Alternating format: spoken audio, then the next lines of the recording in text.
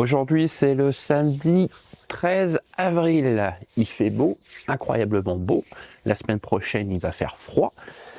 C'est le vlog numéro 6. Bienvenue sur ma chaîne. Je suis Louis, j'ai deux passions, c'est mon jardin et mes lapins.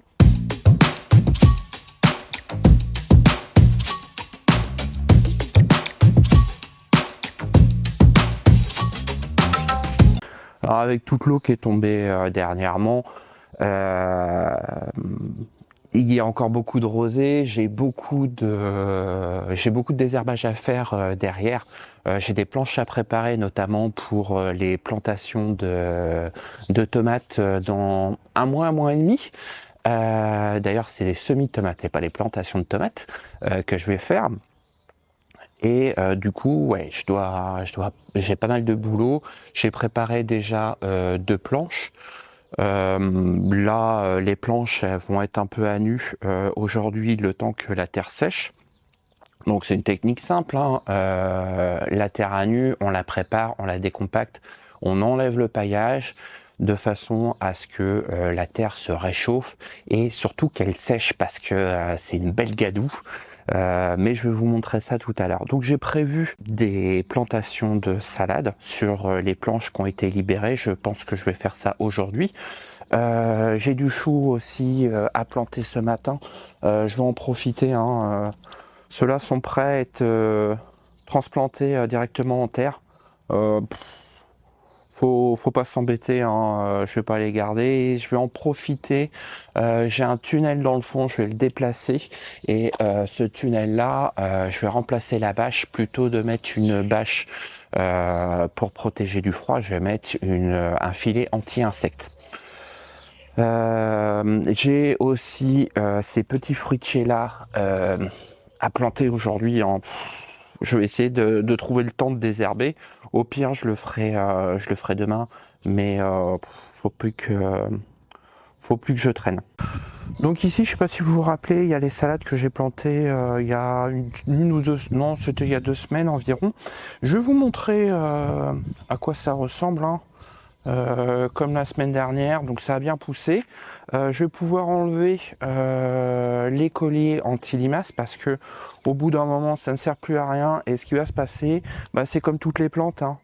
Si elle est dans un espace confiné, elle va prendre la forme de l'espace confiné. Comme vous voyez, hein, là il y a suffisamment d'espace, donc là hop, si je l'enlève, elle va plus être embêtée et elle n'aura plus de problème. Si un merle vient fouiller à côté et qui balance plein de paillage dessus, elle a suffisamment d'espace pour s'en sortir, celle-là. Voilà, celle-là aussi je peux l'enlever. Hop. Celle-là aussi.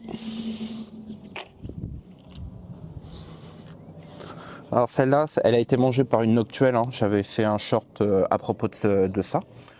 Hop. Donc ici, là, j'ai quand même quelques...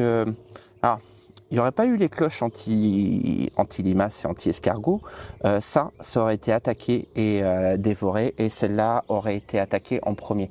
Les limaces adorent s'attaquer à tout ce qui est en décomposition. Donc voilà, hop, ça, je vais pouvoir l'enlever. Je vais pouvoir remettre une salade ici, je pense, pour compléter. Donc on va faire un peu de taille aussi de salade. Donc vous voyez, c'est vraiment les premières, hein. Celle-là est belle, hein. Vous voyez. Donc j'ai pas touché au paillage. Donc dès que ça prend bien l'espace, je m'en doute pas, j'enlève. Et puis voilà. Donc je vais donner quand même un petit coup de ciseau sur les feuilles qui sont abîmées pour éviter d'attirer quand même les limaces. Jouons pas avec le feu. Et puis voilà, je vais le mettre derrière. Autre chose que je vais faire, c'est que je vais refaire mes bordures. Alors mes bordures, je sais pas si vous vous rappelez, je l'ai fait avec ce qu'on appelle une demi-lune. La demi-lune, c'est cet outil. Ça me permet de délimiter bien mes bordures. Donc du coup, je fais pas de carré potager. Et ça me permet aussi de créer des rigoles autour de mes planches.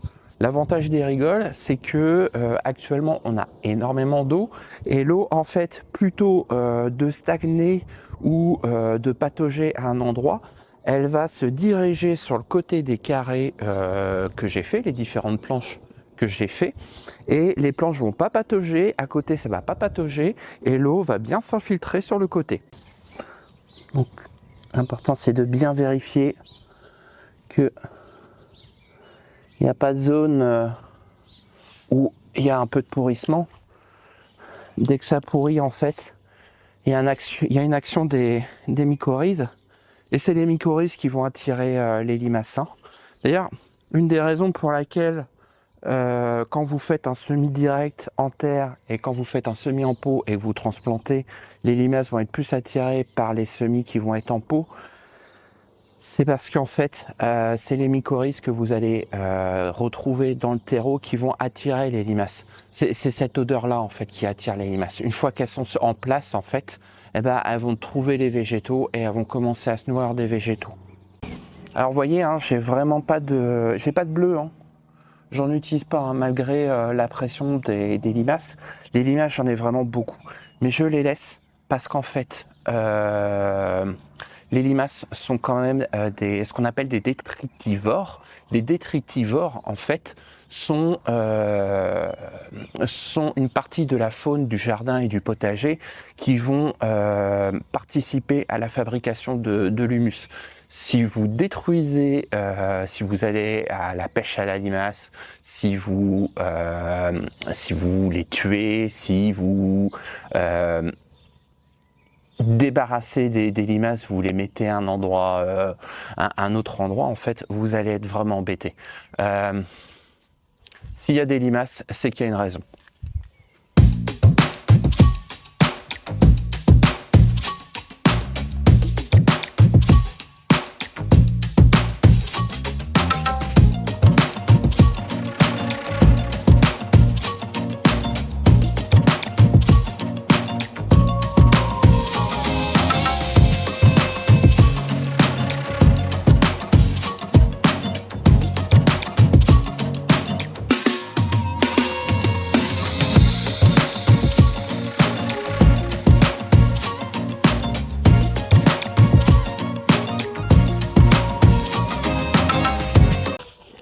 Alors c'est maintenant terminé, j'en profitais pour désherber un peu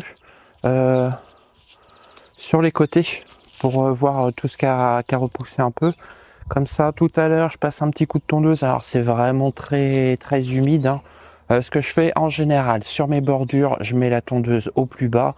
Sur l'extérieur, je mets la tondeuse au plus haut. Moi, la pelouse, ça m'intéresse pas du tout.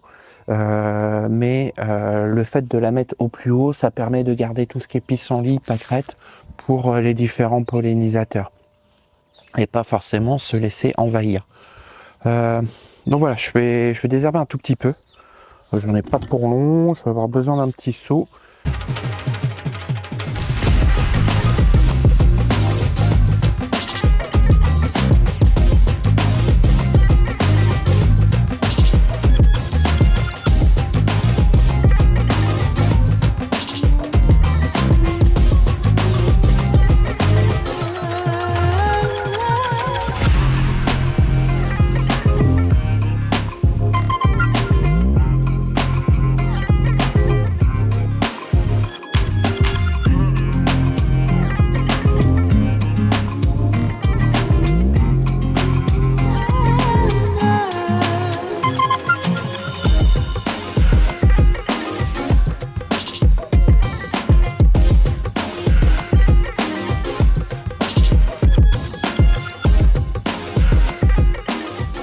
Alors encore une fois, hein, cet outil c'est une demi-lune, normalement on appelle ça aussi un dresse-bordure, mais moi je m'en sers pour délimiter mes planches et surtout, vous voyez les planches sont bien délimitées, mais surtout ça me permet de créer ce qu'on appelle une rigole. Une rigole c'est une zone où l'eau va s'évacuer. Donc en ce moment on a des fortes pluies. On a beaucoup de pluie hein, cette année, cet hiver.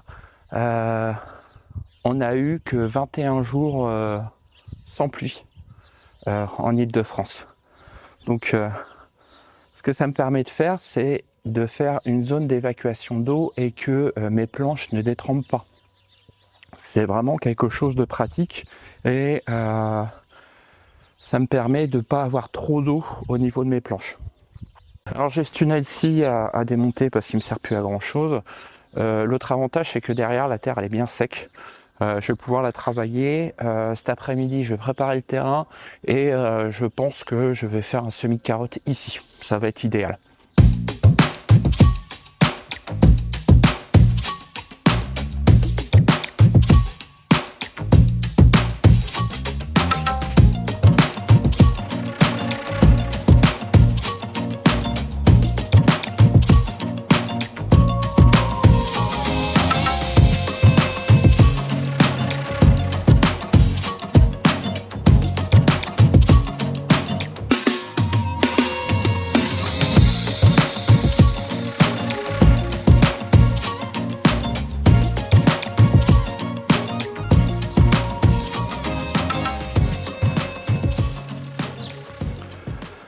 J'ai fini de démonter mon tunnel là-bas, je vais pouvoir commencer à remonter ici.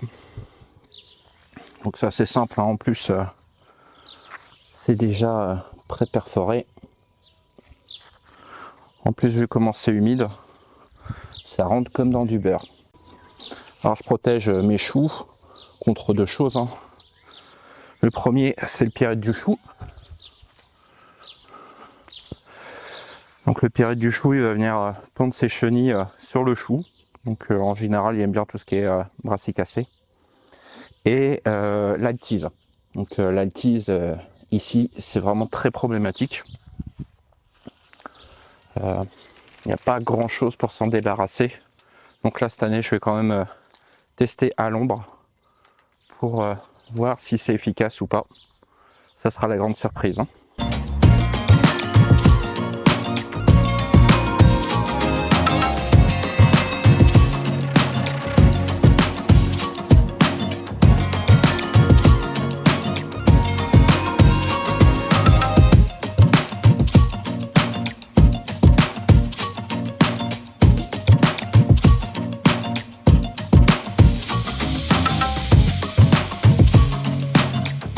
Et ce que je fais pour terminer le tunnel, c'est que je mets ça. Donc j'enroule le voile dedans. Et à partir de là, je suis pas embêté.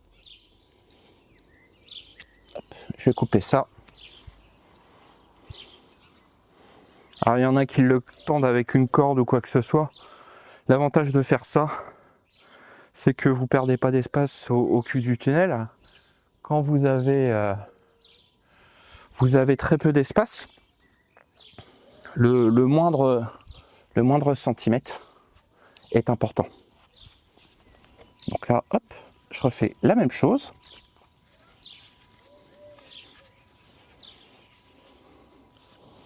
Donc maintenant, c'est terminé. La planche est prête. Donc je vais vous montrer à quoi ça ressemble de plus près.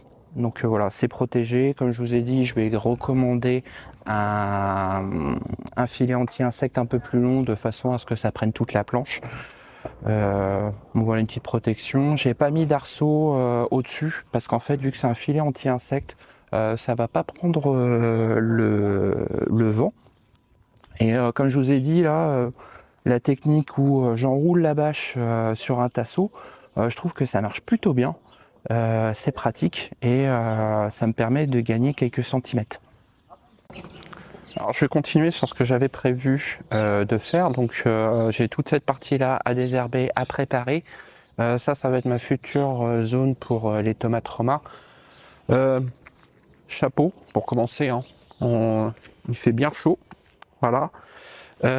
J'ai du plantain, ça m'embête un peu de l'enlever, mais je vais l'enlever, c'est pas grave. De toute façon, j'en ai encore un peu autre part.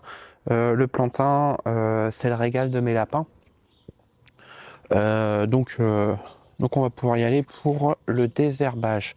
Je vais faire ça jusqu'à à 12h30, le temps de faire du propre. J'ai un petit peu de temps, mais tout à l'heure, je vais passer un coup de tondeuse, refaire mes bordures, refaire bien mes planches, de façon à ce que ça soit prêt pour dans 1 mois et demi, et je ferai mes semis directement en terre. Je vous montrerai ça.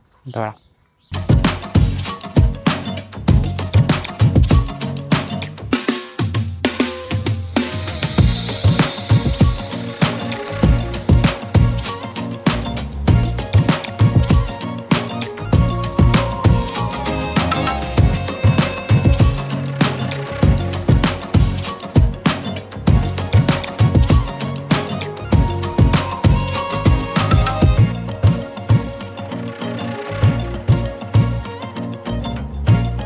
Alors, je viens de finir de nettoyer. J'ai fait 2 sauts de désherbage. Donc là, ce que je vais faire, c'est que je vais... Hop, j'ai encore ça qui traîne. C'est terrible. Terrible le chien. Bon. Donc ça, je vais vider ça. Et puis, je vais faire une petite pause de 3 heures. Je vais manger tranquillement. Me poser, me reposer. Et après, je vais passer un coup de tondeuse. Nettoyer bien mes planches. Et refaire mes bordures avec la demi-lune de façon à avoir des rigoles le long. Parce qu'en fait, je vais laisser ça tranquille. Je vais faire comme pour un faux semis, je vais laisser pousser ça s'il y a quelque chose ou quoi que ce soit sur mes planches. Je vais le voir, je vais pouvoir le désherber, préparer, et dans 4 semaines, 5 semaines, quand je vais faire mes premiers semis de tomates directement en pleine terre, tout sera prêt et j'aurai pas de concurrence végétale. Donc ici, je vais commencer à passer un petit coup de tondeuse pour dégager un peu l'herbe, au moins sur les passe-pieds, et après je vais commencer à découper mes nouvelles zones que j'ai commencé à préparer un peu cet hiver, mais malheureusement il y a eu beaucoup de pluie. Les cartons, ça n'a pas suffi. Donc voilà, on a un petit coup de tondeuse. Et après, je vais sortir le cordeau et la demi-lune pour dessiner mes différents carrés.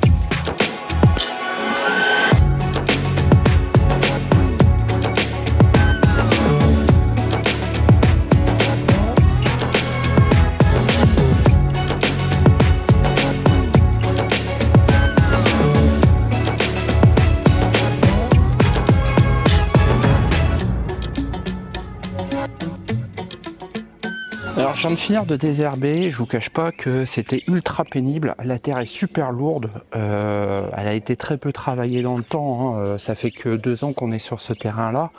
Il va falloir du temps avant que la terre soit meuble et que ça soit quelque chose d'agréable à travailler. Là franchement je suis rincé.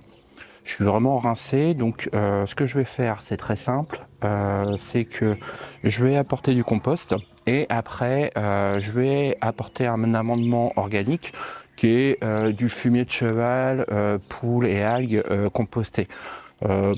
C'est pas un placement de produit, c'est de l'or brun, ça se trouve partout et en général il y a pas mal d'offres en jardinerie et je trouve qu'il est assez qualitatif.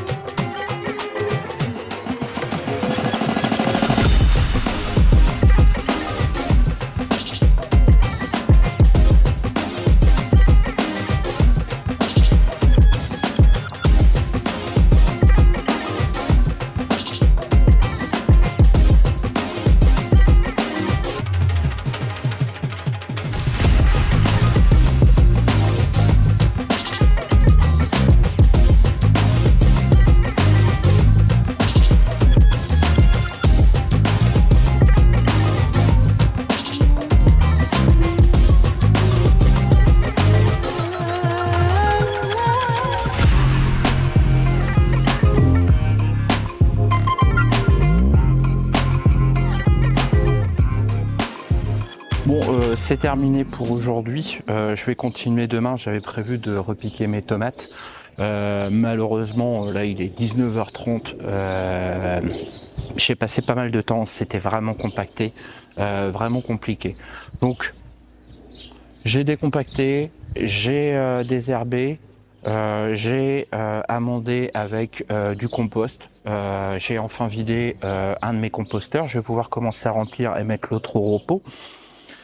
Et j'ai rajouté un amendement organique, fumier de cheval, poule et algues. Et pour finir, par-dessus, j'ai mis mon fumier de lapin. Alors, petite précision sur le fumier de lapin. Le fumier de lapin peut être utilisé directement, au moins sur le lapin de compagnie, pas sur l'espèce de truc qu'on voit où les lapins d'élevage ils sont dans leur déjection. C'est complètement dégueulasse. J'ai vu certaines vidéos où il y a des jardiniers qui parlent de leur fumier de lapin. C'est à vomir. Là, c'est principalement du chanvre et des crottes et de l'urine de lapin. Particularité sur le fumier de lapin, notamment sur les crottes, c'est que le lapin, c'est un animal qui est sécotrope. Il va reconsommer ses déjections pour pouvoir les refaire, donc il n'y a pas de risque de brûlure. Alors, je vais vous montrer après. Donc, cette zone-là va être dédiée pour les tomates. Je vous montrerai comment je fais pour faire le semis de tomates au milieu de cet ensemble de compost et de fumier. Vous allez voir, c'est vraiment très simple. Par contre, je vais pas faire ça avant, on va dire 5 à 6 semaines. Pour l'autre partie, je vais commencer à travailler dessus, je pense, je pense que ça va être pas la semaine prochaine, mais l'autre semaine, parce que je vais être en vacances et je vais avoir un peu de temps. Et à mon avis, c'est bien compacté. Donc, va y avoir un peu de sport. Autre chose par rapport au fumier de lapin, le lapin est un animal qui va avoir tendance à fixer le calcium, et le calcium est une problématique sur la tomate. C'est ce qui va donner le cul noir, et l'avantage du fumier de lapin ici, c'est qu'il va être riche en calcium, et le calcium est un élément qui est important pour la tomate. Cette vidéo est maintenant terminée. Si la vidéo vous a plu, n'hésitez pas à la commenter, à la liker, à la partager sur vos réseaux sociaux. Abonnez-vous. Il y a beaucoup de monde qui regarde mes vidéos. Je regarde les statistiques. Il y a environ 4000 à 5000 personnes par semaine qui regardent mes vidéos. Il n'y a que 2% des abonnés. Je remercie mes abonnés. Je suis vraiment très content d'échanger avec vous. Je vous dis à très bientôt pour de nouvelles vidéos.